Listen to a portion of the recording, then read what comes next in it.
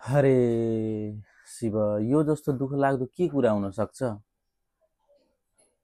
अर्घाखाँचीको छत्रदेव गाउँपालिकाको एउटा चाहिँ हाम्रो आमा हराउनु भएको छ। उहाँको नाम चाहिँ विष्णुमाया पौडेल रहेको छ। उहाँ चाहिँ तीर्थको क्रममा चाहिँ नेपालबाट भारत बनारस भन्ने ठाउँमा जानुभएको थियो। उहाँ चाहिँ अहिले सम्पर्कविहीन हुनुभएको छ। उहाँको घरको मान्छेहरू एकदम शोकमा हुनुहुन्छ। उहाँलाई चाहिँ विभिन्न ठाउँमा चाहिँ निवेदन दिएर चाहिँ उहाँ हराएको चाहिँ सूचना दिइसकेको छ। तर पनि सम्पर्कमा नभएर मैले चाहिँ उहाँ प्रति चाहिँ एउटा भिडियो राख्यो भने चाहिँ उहाँलाई खोज्न सकिन्छ कि भनेर चाहिँ म एउटा भिडियो गराइदिँदैछु।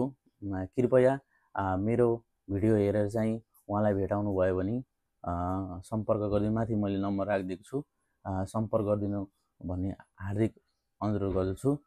छोरा केशव पौडेलले चाहिँ विभिन्न ठाउँमा चाहिँ उहाँको बारेमा चाहिँ हराएको सूचना भनेर चाहिँ सबैलाई सम्पर्क गर्नुभयो। त्यही पनि उहाँलाई भेटाउन अलिकति नसकेको कारणले चाहिँ एकदम गाह्रो भएर चाहिँ मैले यो भिडियो चाहिँ हाल्दै भने अलिकति कसैले देख्नुभयो भने होला कि भनेर चाहिँ मेरो मनले चाहिँ उहाँप्रति सहयोगको भावनाले चाहिँ मैले यो भिडियो बनाइदिएको छु। कृपया उहाँलाई चाहिँ भेटाउनु भयो चाहिँ माथिको नम्बरमा मैले भनिसकेँ, सम्पर्क गरिदिनु होला भन्दै विष्णुमाया पौडेल भनेर चाहिँ उहाँको नाम छ, शुभ नाम। कृपया जो कोहीले पनि देख्नुभयो भने त्यति गरिदिनु होला भन्दै भिडियोबाट छुट्टिन्छु।